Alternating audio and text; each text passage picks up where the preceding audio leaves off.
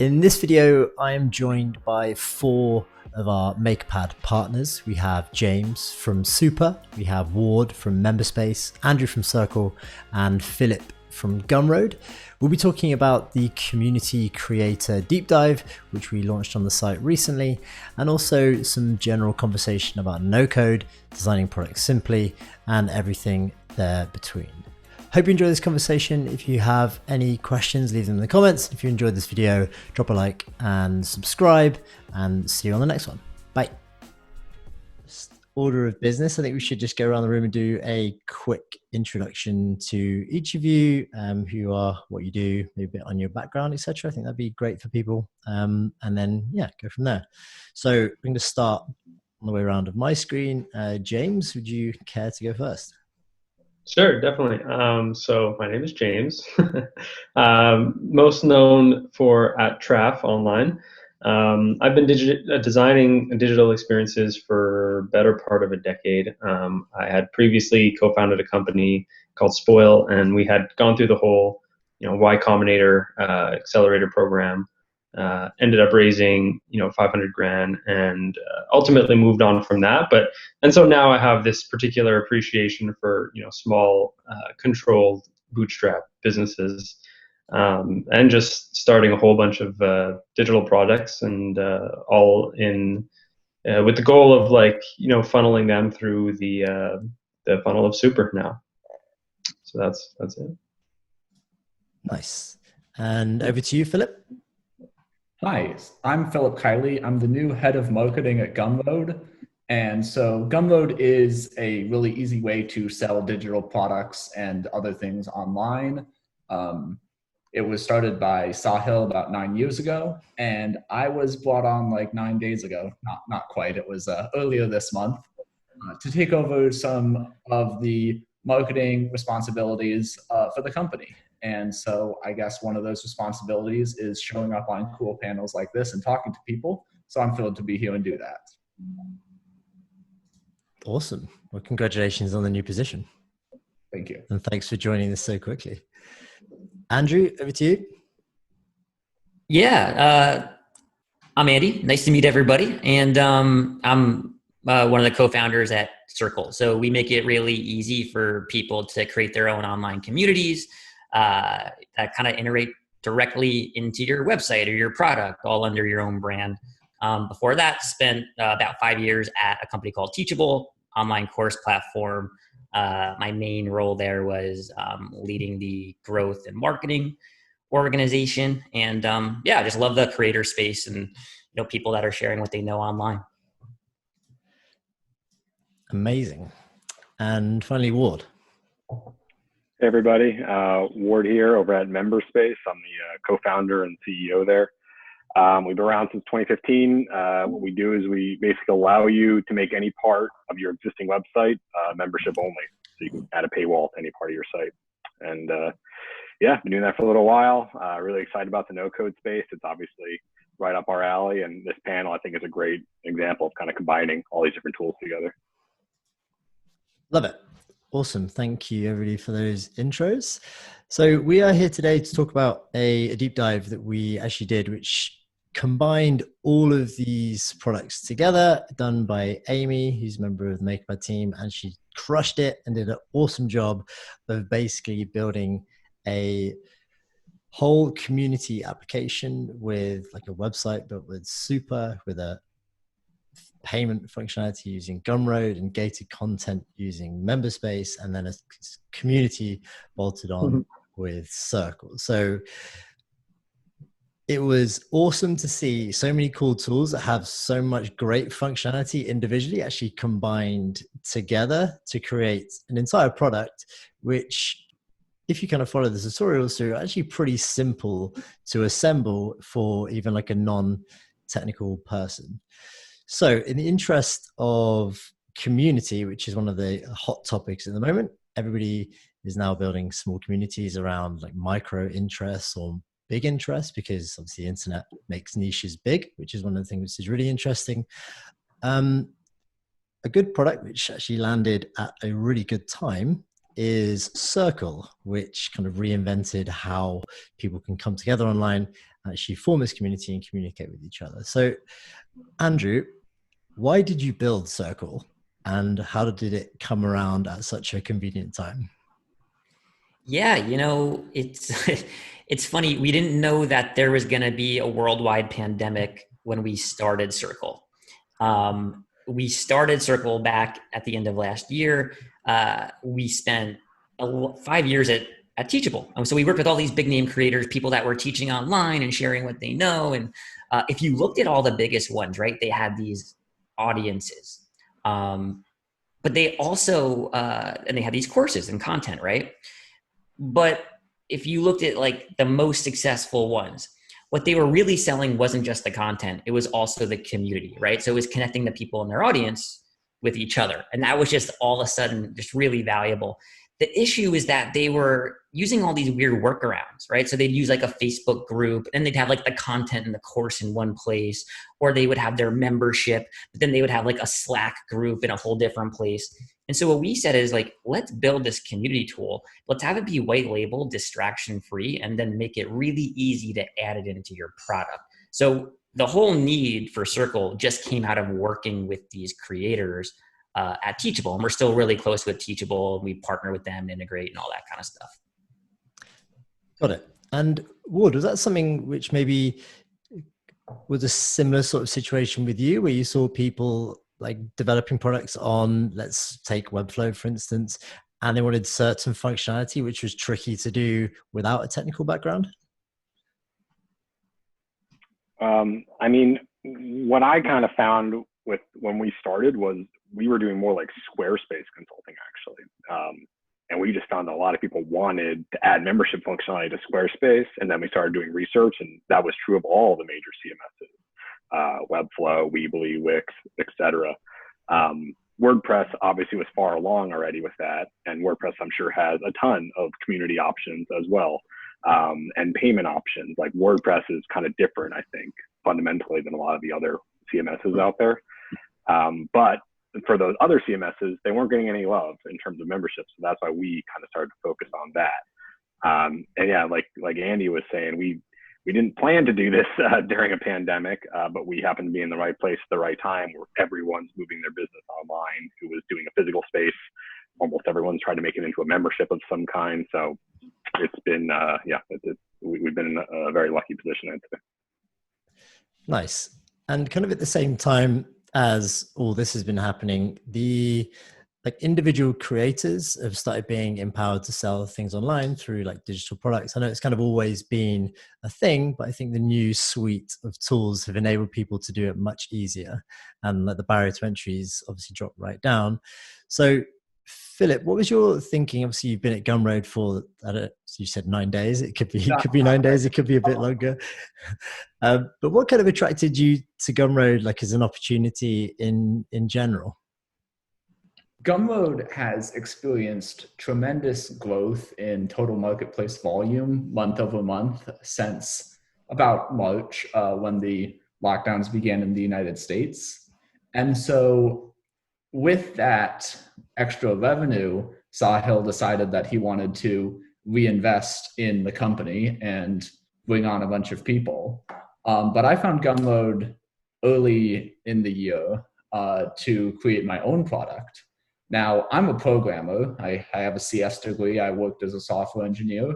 And I figured that when I released my product, I would just put a paywall on my own site, use Stripe, build some integration, build a few functions. But ultimately, I was coming down to the wire on getting my book released before I graduated from college, which was my goal. And I definitely did not have time to build this fully featured selling tool that I was imagining. Turns out one already existed. It was called Gumroad. I'd been following Sahil for a little while, so I went ahead and used it and haven't looked back, because it just made it so easy to handle 20,000 people looking at the product on the first day and making hundreds and hundreds of sales. That was it handled that flawlessly. So I figure that there's definitely an opportunity cost, even if you are a programmer, to trying to do some of these things on your own that no code tools can do. And so if I'd also had to build this selling tool on top of creating my product, I don't think I would have gotten either one done. Gotcha. Yeah, that's actually a very good point, because I think what we're seeing, especially our side, is people who can actually code still use no code tools. It does like 80% of the heavy lifting, and they do a lot of augmentation with custom code snippets. And often they still do make the best like no code projects, just because they're able to take them up a notch afterwards. So, and also the inverse happens. No coders start with no technical skills and then end up actually developing a bit of JavaScript over time and then enter the world of no code. So I think we're actually going to create more developers than we think. James, a question for you. As a designer, a lot of people with like design skills come into no code and see the space as like products which aren't necessarily designed well, because it kind of flips the process on its head, where everyone builds software first and then tries to make it look good afterwards. Whereas traditionally you design stuff first and then build it. What was the route that or the thought process behind starting Super as opposed to doing something on the design side for the no code space? Yeah, that's a good question. I think, well, the primary reason really was from a personal need. I was, and my co-founder Jason we were both using Notion for public-facing reasons. And the obvious downside was that we were limited by Notion's long URL, and a whole load of other things as well. And so it came from a personal need, and we just wanted to add our own domains to it. And so we figured we would build a simple solution for ourselves. And then obviously that's how a lot of it starts. Then we go out and just find more people like us are having the same issues. And a lot of people were. And so in terms of the design, I actually feel like we're just starting to touch on that now as well in Super, because not only can you add custom domains to Notion, but you can also personalize and customize your Notion doc with fonts that are more suitable to your business, or different color schemes if you're using custom CSS and things like that. And we're starting to see a lot of that now. And so I think especially when you're starting to integrate with tools like Memberspace and Circle and Gumroad, people are looking to create more of a business surrounding all these tools, and brand is such an important part of that. And so being able to, and I think each of these tools do a really good job to allow you to customize to your own set of brand and branding skills. And so, yeah, I think that answers it. That kind of leads me on to another question about like features and about like what to build. And I know, Andrew, this was kind of like a really critical thing when you were developing Circle, about like feature like prioritization and what you're going to build, because you were notoriously like releasing new features all of the time, which is why we loved it, because we could say, okay, like we really need this feature, we think it'd be cool for the community, and then bam, we just developed it. And obviously same with like Memberspace as well.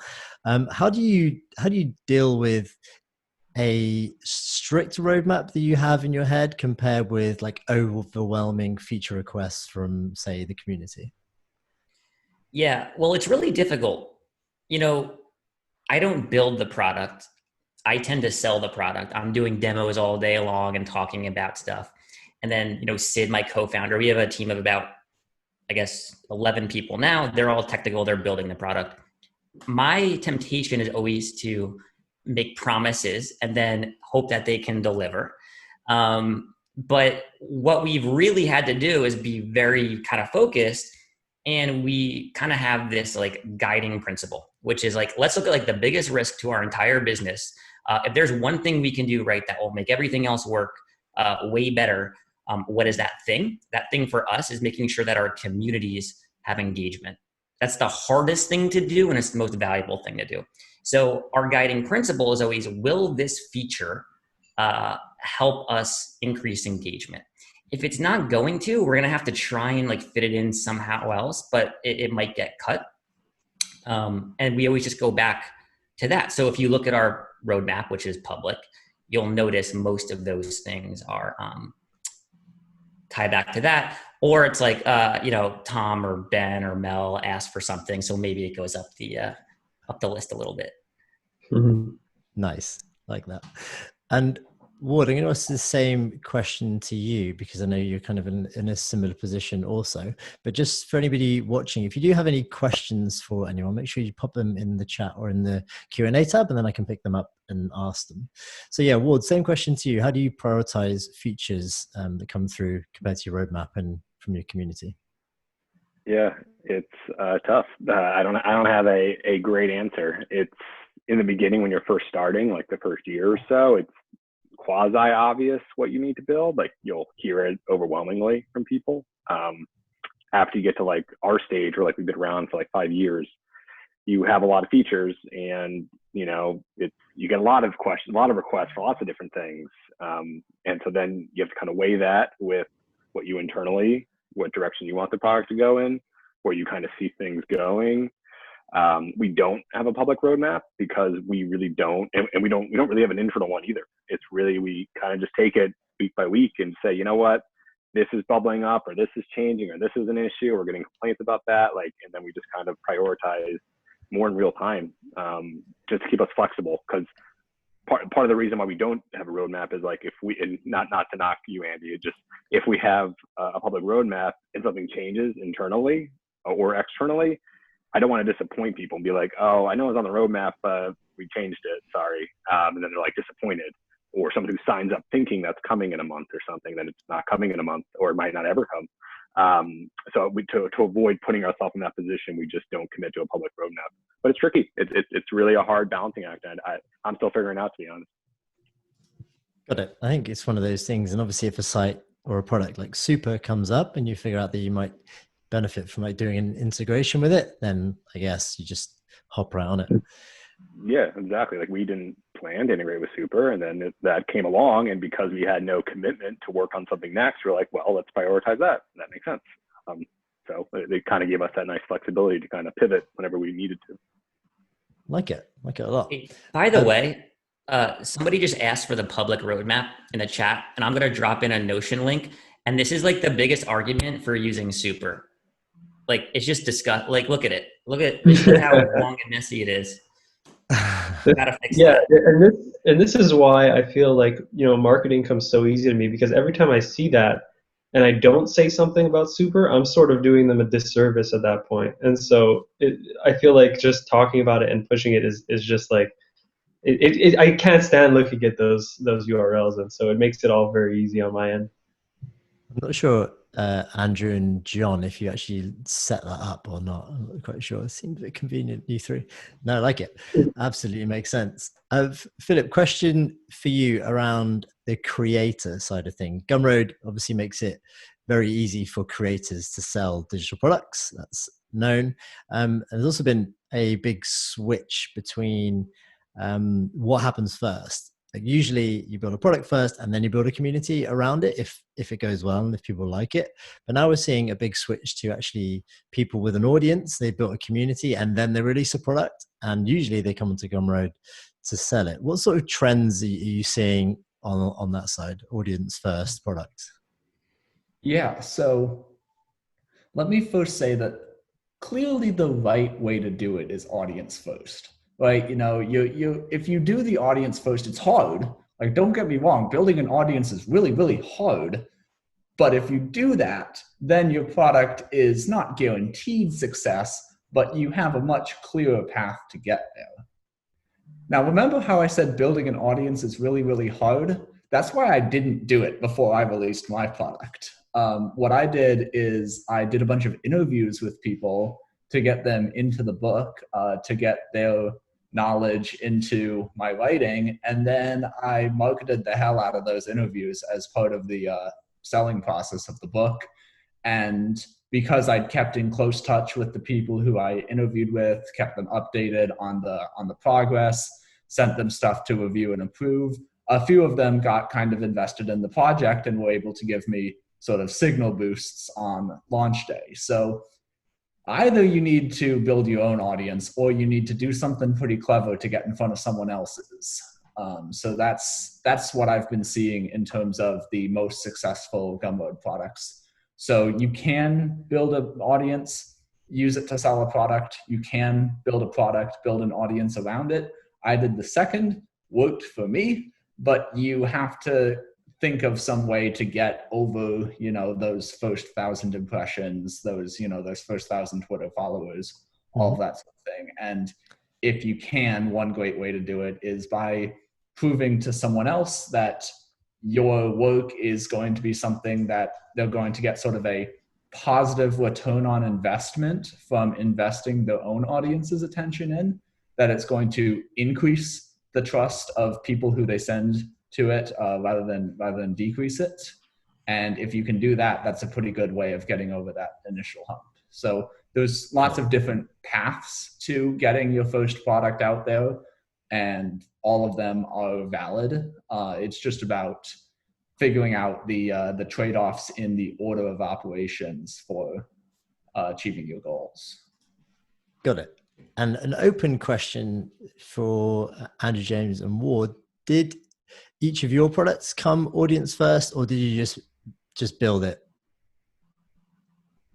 Yeah, on my end, it was really just a product, or I guess what they call a technology insight versus building an audience first. And so for us, it was just like a direct, like I mentioned, it was just a direct personal problem that we ended up publishing out there to the world because we discovered other people had that same problem. And so it was really a product focused solution versus audience, which is now what we're slowly digging into now with communities like Circle, community platforms like Circle. And how about you, Ward? Yeah, so we definitely did not have an audience when we launched.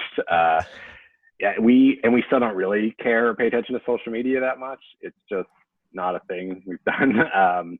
Our focus has always been on the customer and like what people want and what they don't want. And that's so far been very successful for us. So I'm glad that Phillip kind of gave some caveats there, because at first he said the obvious way to go is audience first. And I was going to push back on that, but then he kind of clarified a little bit, because I don't think you need to have an audience first at all. I think that absolutely works in some cases. And I think in lots of cases, that's the wrong way to go and a waste of time. And a lot of it if anyone's familiar with Justin Jackson, he's been writing and doing some blog or some podcasts on this recently. But basically kind of picking the market that you're going to be in, a market where, there's a wave coming, where there's serious provable demand for some kind of solution, where there's proof that people are already looking for solutions to the problem and paying for them and aren't happy with that. That alone creates a certain amount of force that you can just kind of latch onto if you're already in those communities. So whether it's a Circle community where people are talking about this topic, whether it's a Facebook group, whether it's a forum, like a Webflow forum, a Squarespace forum, like there's lots of places where people are discussing problems and talking about solutions and blah, blah, blah. If you're already part of those communities, if you're participating, you're providing value, that's a good way, like Phillip was saying, to sort of take over an audience, or at least rent it for a few minutes by posting there about how you're solving the problem that everyone's been talking about. That's exactly what we did with when we first launched on Squarespace originally. We posted in the forum there, and we got a lot of people to talk to us, because I had already been reading about this, and I had seen hundreds of examples of people posting about how I want to add memberships to Squarespace. How do I do that? And so that's how we did it. Nice. The common thread that kind of links all of these products together is actually the fact that all of these products can link together. So there's kind of two ways of thinking when you're building products, especially in the no code space. You could either go for like an all-in-one platform, which does like everything you want it to on like some level, but maybe doesn't cover all the functionality you need. Or you can pick the best tool for each exact use case and then tie them together and kind of create some custom functionality with things like Zapier and the integrations that you all have natively. I just wanted to kind of ask each of you about how you think about integrations, because a lot of people are against it and say, oh, why didn't you just use this? But my view on it is, let's say Circle would be a best-in-class product for you building community. So why wouldn't you use that for community? Or Memberspace would be best-in-class for like gating content or showing content to people depending on some certain like variables, or like how long since they signed up, etc., etc. And if you wanted to build like a really lightweight website, why don't you just use Notion if you're using it anyway? It just like makes sense. So Andrew, for you, I know you built the product recently and you were very much like integrations first, because I noticed like the Zapier integration was straight up there, which everyone was raving about because now they can connect into the stack. You have embeddable widgets and you can kind of put Circle threads wherever you want. So how did you think about that internally as a team when you were building Circle? Yeah, well, I mean, even just the whole genesis of Circle came from this concept that we knew that there were all these different use cases for communities, and it's very hard to like prescribe one way to do this. The whole problem we were solving for ourselves is like, hey, we wanted to have a lot of flexibility here. And we didn't want to become a payments company. We didn't want to become like we weren't going to do a good job as like being a pure like memberships type experience. We weren't going to be a course product. So instead, our whole philosophy was like, what if we just make it really easy to add a community to the rest of your tools? So that was just how we started. And you know, the other thing is we were coming from a world where we were at Teachable. We saw these like courses that specifically needed a community. And what we wanted was to be able to go to Teachable customers and, you know, the team at Teachable and say like, hey, make it available for your customers. Like, they don't want to integrate a course platform with a course platform. They don't want competition. They just wanted a community tool, like for the rest of their stack. So what we just think about is like, let's do the community piece really well. Let's leave like the rest of the parts of that, the payments, like courses, all of that, the website landing page stuff. Let's leave that to somebody else instead of trying to do it all. Instead of trying to do like a B version of all of it, let's do like an A+ version of the community. And then let's choose like the A+ version of memberships, the A+ version of payments, all of that kind of stuff. Got it. And James, how did you think about that when building Super, the choice to maybe layer on top of an existing platform like Notion rather than kind of build your own standalone? Yeah, well, we've obviously thought about expanding beyond Notion. So that is one point, but I also want to circle back a little bit and say, you know, if, you know, you mentioned how, you know, there could be a no code tool to do all of these things, you know, and I think if a product like that were to come out, it would, you know, sort of do everything to everyone in a sense, and at least when you're starting out, that would be targeting no one. And so I think, you know, each of these tools is good at being, you know, doing one thing and doing it incredibly well. Because I think the more specific your product or value proposition, the better job you'll do at, you know, reaching your customers and building a product that suits their needs specifically. And in terms of Super, I think, you know, we started out, you know, in terms of like, we had you know, it's all just static site generation from your Notion docs. And so we figured, you know, some people would want to put in some, you know, third-party scripts or widgets or platforms into their sites, as they would be able to do, you know, normally through Webflow or just HTML or regardless of that. And, you know, at first it was, and we still have it to this day, it's just sort of like a, you know, a text area, a text box where you can dump in, you know, scripts and style tags. But we are definitely working on an actual integrations page where you can more easily integrate other tools that are, you know, specific and that provide clear value into, you know, implementing on your own website. Gotcha. And Philip, with Gumroad, equally, you can both sell your things like natively on Gumroad, but also you can kind of take your products and embed them on your own site. Do you want to give like a rundown of some of the things you can currently do on Gumroad, which some people may not know you can do? And also, is there any insight into what the vision is to be able to do in the future? Yeah, so I think there are two things that I could talk about right here that give you an idea of how to make good choices when it comes to integrating versus building first party. So those two things are analytics and affiliates. With affiliates, the ability for someone else to sell your product with their own link and collect a commission, spread the word about your product, that sort of thing. That's something really core to our product offering because it's interfacing directly with the payments that we're handling. It's all about offering these tools to make these common business practices really easy. So we built affiliates as a first party thing. Analytics, on the other hand, well, while Gumroad does have a, in my opinion, pretty good analytics panel and a really good way of exporting a CSV of all of your data so that you can handle it on your own. There's an API too for a lot of different things with your Gumroad account, including your analytics. So for 99% of users, like when my mom uses Gumroad, all she wants to know, and she does use Gumroad, all she wants to know is like, did I sell something today? The analytics panel is great at answering questions like that. And then as soon as you want to ask much more specific questions, like when I was trying to do some analysis on where all of my buyers were coming from, I was able to export that data and use specialized tools. Additionally, I was able to plug in Google Analytics to my Gumroad page so that, because with my product, I send people from my website to Gumroad as sort of a last step for purchase. So I was able to use Google Analytics to track that whole flow and see my conversion rates. So I think those are two examples of one way to do something first party, one way to build it as an integration while still offering the core features yourself.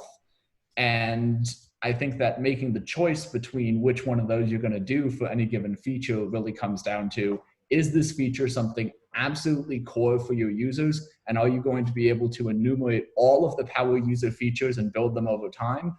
Or is it something that you can offer a basic solution for, and then if people need to build on top of it, you're just going to make that really easy rather than having to do it all yourself, so that you have your extremely, extremely limited engineering resources, because every single company is constrained by the time and energy of software engineers. Can you take that and can you apply it back to those core features because you chose to use integrations for some of the auxiliary stuff?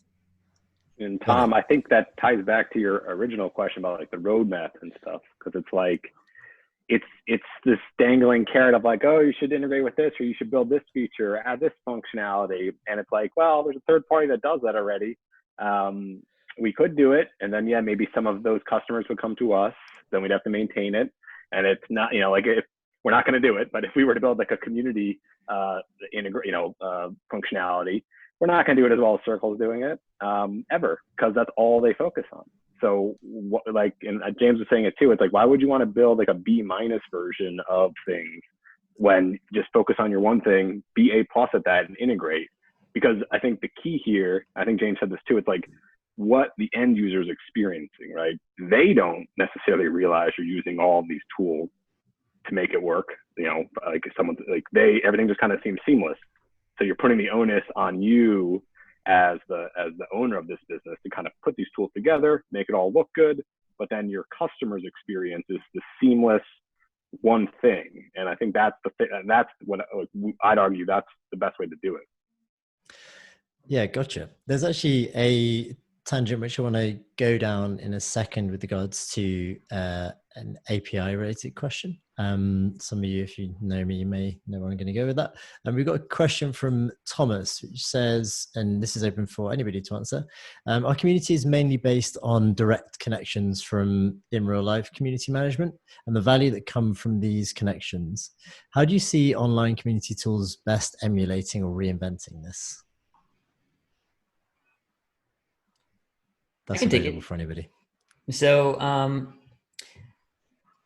we give some advice on this. We don't try and be like super prescriptive, and we don't try and give that much advice, but we tell people who are moving offline to online, because that's happened a lot in the last 6 months, not to have the same expectations It's more like what we always say, have your community be more like a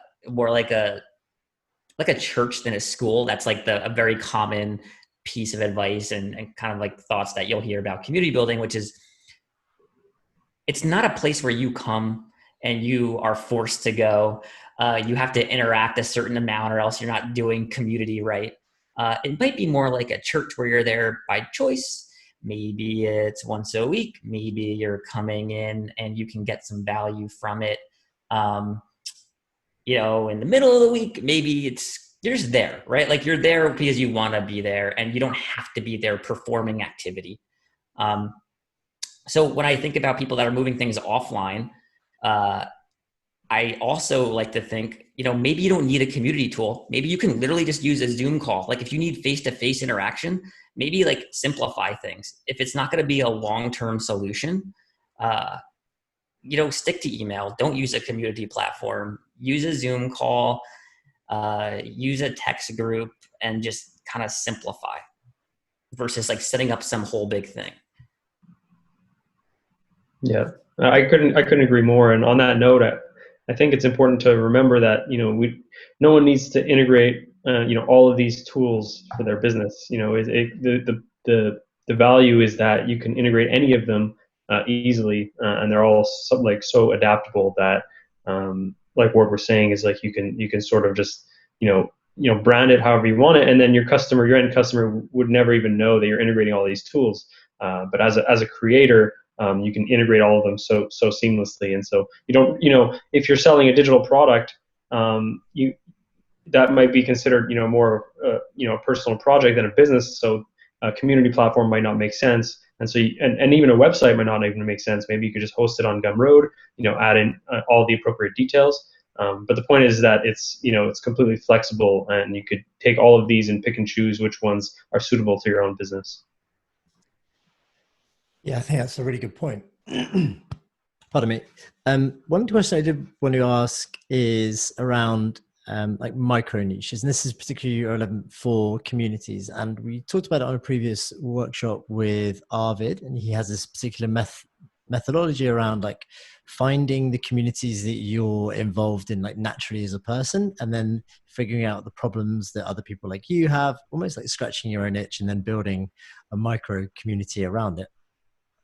But like lightweight solutions, like using like Super and Memberspace and Circle and Gumroad, are actually working really nicely for creators with small communities. Have any of you seen like a really good example of somebody coming onto either one of your platforms with maybe like a small audience, and then starting to sell something and then starting to pull everything together?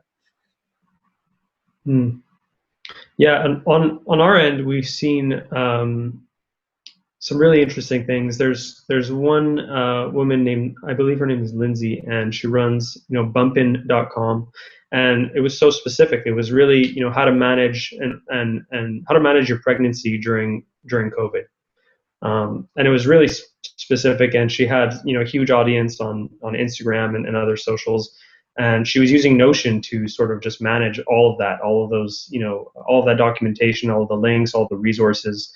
And integrating Super was just an easy way to really put the hammer down in terms of this is now a brand, and then this is on my site, and this is all the content that I control, and especially it being on on Notion. It's like I think the world's simplest CMS, and so it worked out really, really well for her and among other people who run specific niche communities. Definitely muted there. Yeah. What have you seen, Andrew, with Circle, about people moving over from like a traditionally more popular platform like Slack? And I know that maybe the trend when everyone's kind of been locked down has been more towards async working rather than sync, because I think overall stress levels in life are like really up there, and actually just responding to messages all day does take a toll. I know we've obviously shifted our core platform over to Circle. Have you seen customers come over to you, and what's been like some of the use cases? Yeah, well, I mean, first of all, the thing I always tell people is just understand what's different. Like, why are you migrating? Because you need to communicate that to your folks, but also reduce the risk, lower the stakes.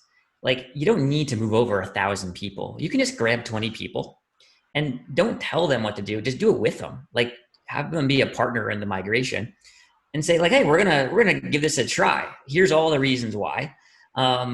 But let's give it a shot. If we like it as a group of us, let's say us 10 or us 20 or us 50, then we'll bring everybody else over and we'll make the case.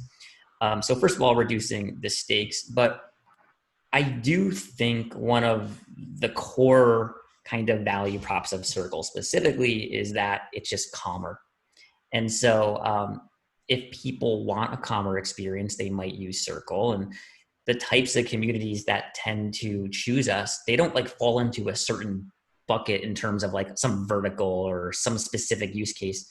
Just in general, it's more like the culture of the community. They want calm, they want well-organized discussion, they want nice like member profiles and connection, but they don't want the dopamine like rushes all day long of the real-time chat.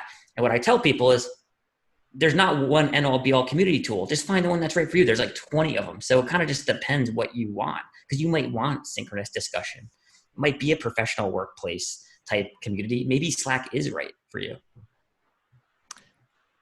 Got it.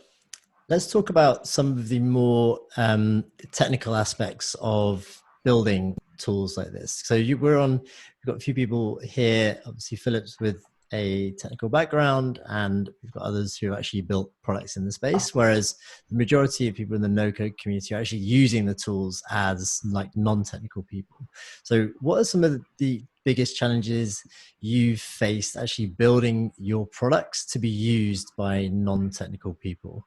And Phillip, I think we'll start with Phillip actually. When you were looking at Gumroad as an opportunity, obviously you've thought about working in this space. What made you kind of go down that Gumroad side, and how are Gumroad directing product decisions around making a simple to use platform?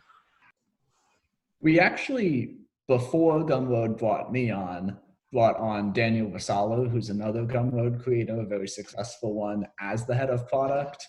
So we also have a new fancy public roadmap and everything. And this is something he's been working on. And what I think is really cool is, he's a very calm guy. And he thinks about keeping things very simple. I mean, you would be surprised just how well simple tools scale because of their simplicity, not despite it. So, for my book, I've sold something like 755 copies, and I have this big funnel set up where there's the website, this huge sales page, and then this click through to Gumroad, and it's this multi-step process. Meanwhile, Daniel Vassallo has just a Gumroad page with some basic descriptions on it, and has sold 10 times as much as I have. So it's cool to see how you can use really, really simple tools, and because of their simplicity, you're able to build for scale.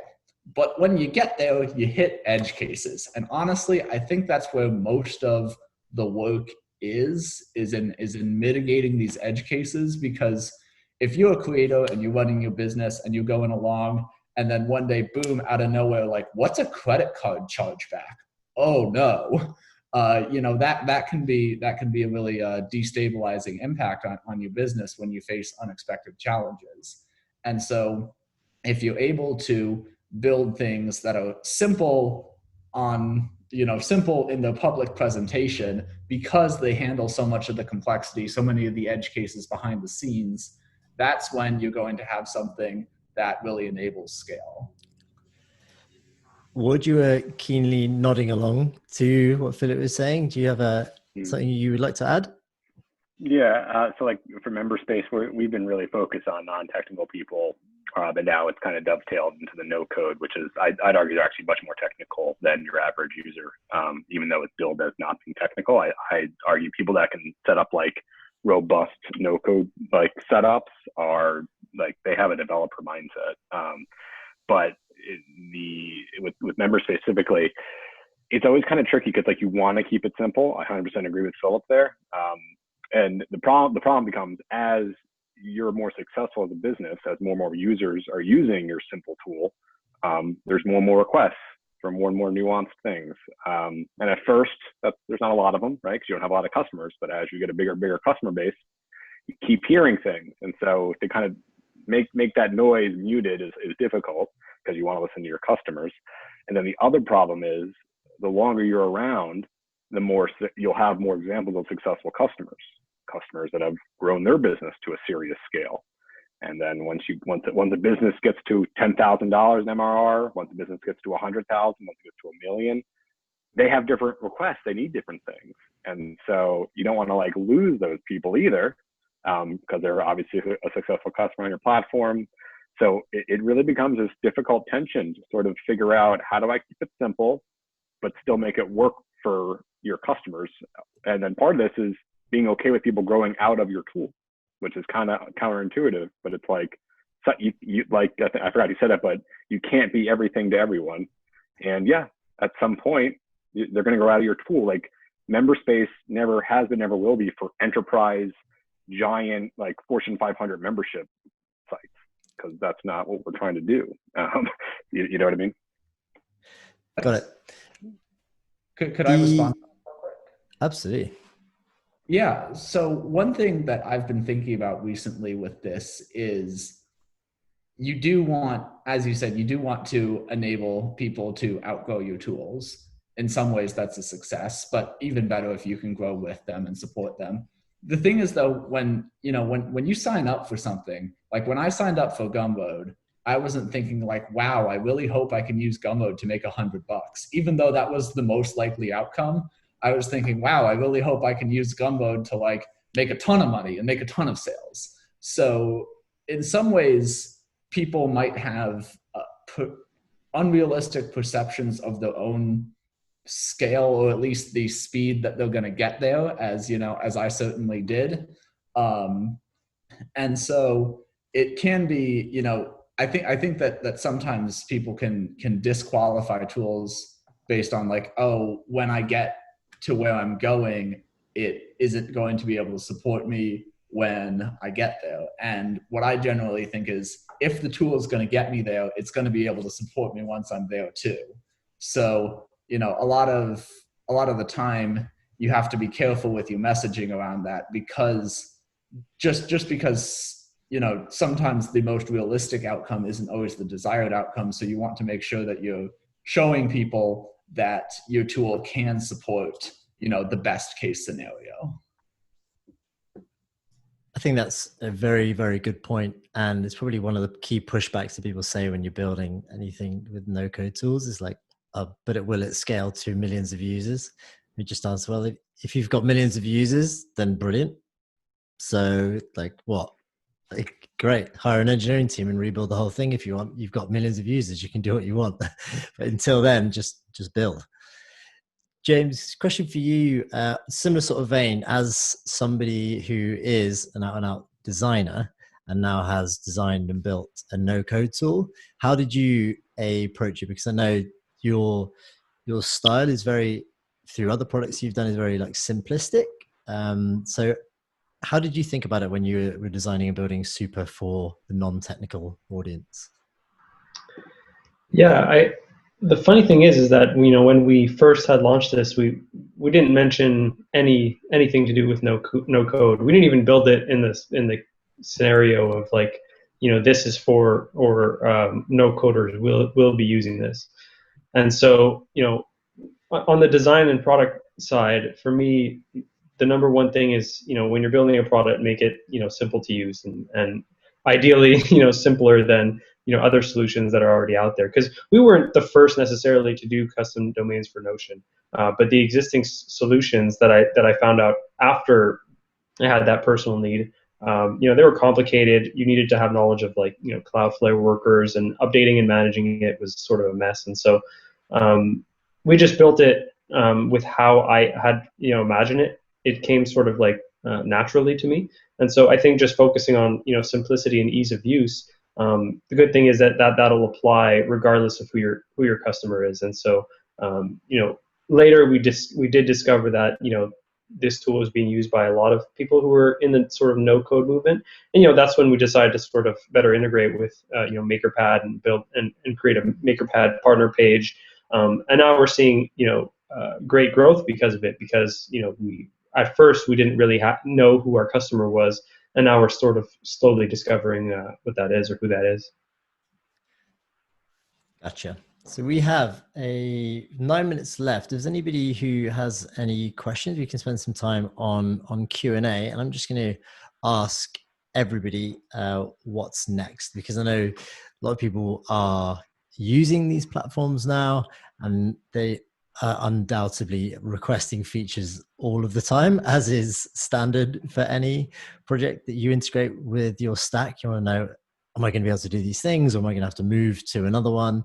That's like shiny object syndrome 101, which is commonplace, especially within no code. So Andrew, we'll start with you. Circle, what's going on there at the moment?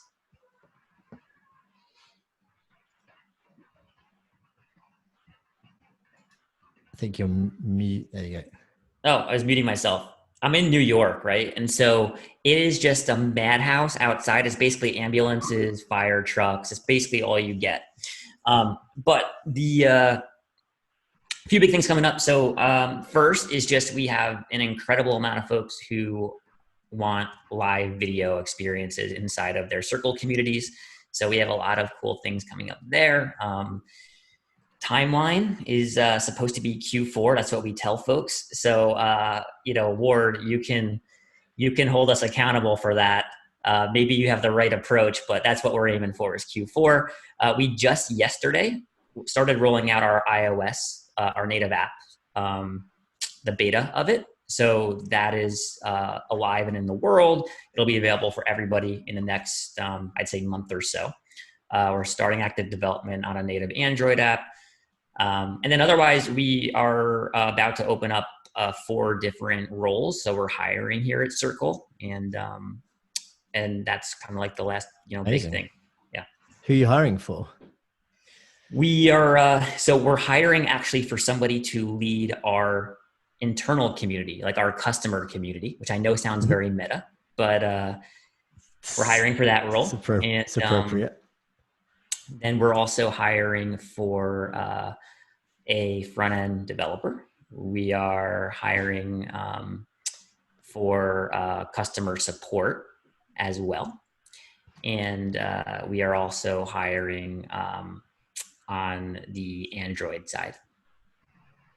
Amazing. Yeah, we're actually seeing more and more no-code people getting hired into jobs within tools, because as these tools are now like maturing and getting customers, we're seeing these sort of jobs open up, and people who are like actually pretty good at using the tools themselves get the job because they know the product back to front, and they are the customer that they'll be dealing with.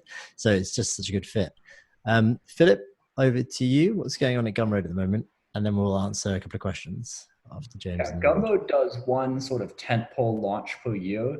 And the one we're working on getting out the door, like right now, like as soon as I get off this call, I'm going to go back to working on getting all the materials together for it, is this refresh of memberships, thinking about how creators can deliver recurring value in exchange for recurring revenue. And when when you're having a monthly cost to be part of something, I think that's where we see a lot of people building communities with a monthly membership fee, or having, gated content that instead of a one-time payment, it's a consistently updating thing, maybe even a newsletter. So we're really focused on supporting these recurring revenue transactions and doing everything on the back end that we need to make it easy for creators to, as I was talking about before, handle those edge cases. But we're also, we have this new public roadmap.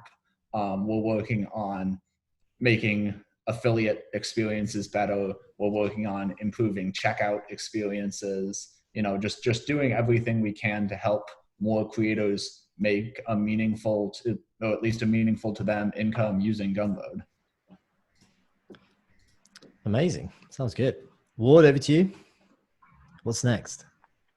Yeah, so obviously, since we have the integration with Super now, we are available on Notion. So we're going to be updating our site soon. We've been kind of doing a soft launch there, and we have some events planned for that as well. So that'll be cool. The ability to kind of basically lock down any part of your Notion site and charge money for it, which is pretty cool. Aside from that, our big focus is basically speed and infrastructure, making sure we're able to keep scaling because we've had a lot of customers joining since the COVID times. And then the other thing is use cases, just making Memberspace better for more use cases, because the idea of memberships is a pretty squishy word that can mean a lot of different things to a lot of different people. And so being able to do more use cases better is always a focus. Awesome. And finally, James and Super.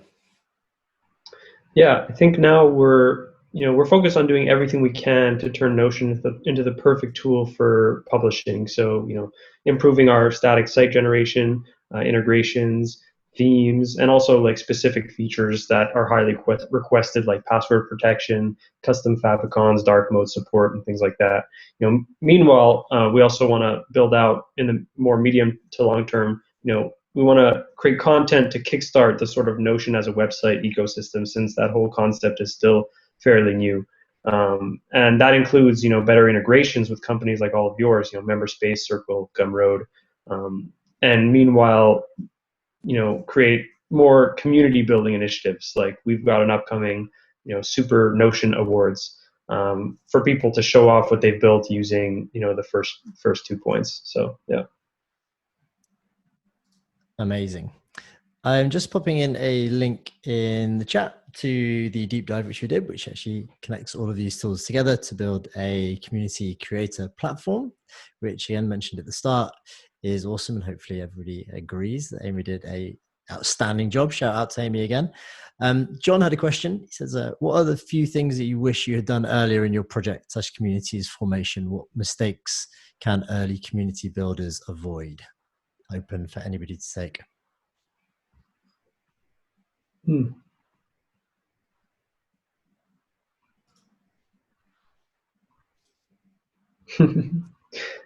it's hard to say on my end.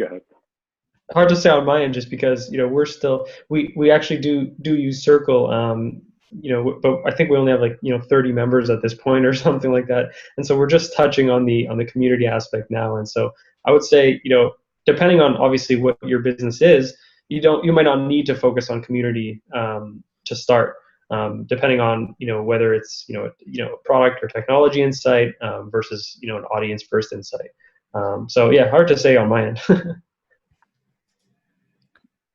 For us, Memberspace, we've done like a kind of soft launch of our community with Circle as well. And we're doing a kind of piecemeal kind of thing, how Andrew was recommending, where you don't need to have everybody join right away. You can get like a small group of people to start, kind of see how it goes. You learn some things, you make some of your assumptions you realize were wrong, and so then you could adjust before you kind of open the floodgates. If you have an audience, that is, you can kind of do it that way. If you don't have an audience, I'd say just start letting people in. Maybe you could cap it at a certain number. But I think the key thing is start getting real people in there, having real discussions. And you'll very quickly realize maybe which spaces you didn't set up correctly, or which wording you didn't use, what's engaging people, what's not engaging people. So, basically just start. And Philip, there's actually been quite an interesting community aspect to some of the new content coming out of Gumroad. Yeah, we actually just hired a head of community, Randall, and she's really awesome. And so we're definitely going to be focusing more on supporting a community of people making awesome stuff and then choosing to sell it on Gumroad. We've started off actually on indie hackers with a new Gumroad. I think they're called groups on indie hackers. We have an indie hackers Gumroad group that, you start small. It's 50 or 60 members at the moment. And yeah, Randall and I are just looking for more opportunities to get people connected to each other and giving each other support and advice as everyone works to create really awesome products. Awesome. final question, we've whizzed through an hour, is what's currently missing from the no-code space? I know you've all got several ideas in your head, so fire away. Quick fire, because we're on the I have hour. an opinion on this. So I just am always wondering if my stuff is breaking. So like any type of testing where I could know like, okay, this Zap is not working or this thing over here. I always just feel like insecure about whether or not everything is working perfectly. Exactly. Very Proper true. control, proper developer environment, test, staging, all that stuff. I have a friend who does no code automation for he's a programmer, but he uses a lot of no code tools doing automation for this construction company. And he has so many stories about losing data or accidentally notifying customers because the only place he can test stuff is in prod. Got it. Any more before we wrap up? On my end, I find, the easier it is to integrate all of these tools, the less you focus on the design and brand aspect. And so in the end, you end up with, this tool that integrates, a bunch of these different integrations and no code tools. But a lot of people don't put a lot of effort into making, a more cohesive experience. And so I think that's a problem. And I think now, there are some people who don't really notice it and don't notice that you're integrating all of these tools. But then, some more, technical folks just look at it and say, I know this is Circle because of their branding. I know this is Memberspace because of their branding and their styling. And so I would say, don't forget to put emphasis on the design and the brand to make a consistent styling experience. Absolutely. I think that's probably a topic for another day, no code design. I think that's probably a rabbit hole we could spend quite a lot of time in. Yeah, no doubt. Everyone really want to be conscious of all your time. So we'll go ahead and wrap now. So one last thing I wanted to say, we've actually got a 6-week program, which we've just launched at Makerpad called the Community Creators Toolkit, which starts on, I think it's mid-October, October the 12th, I think it is, October the 12th, where we take people through 6 weeks of building a community engagement and experience, and then growing and scaling a community with loads of expert speakers. And obviously we get into the weeds of all the technical stuff with your guys' tools. So we have that. If anybody's interested, I'll put the link in the chat and it'll be in the description of it if you're watching this on a replay as well. Everybody, thank you very, very much for your time. Really appreciate it. Obviously, everyone's very busy, so it's not gone unnoticed. Very grateful. Thank you, everybody. Thanks, everybody, for joining, and we will catch you on the next one. Thanks, Tom. Thanks. See ya. See you later. Bye. Take care.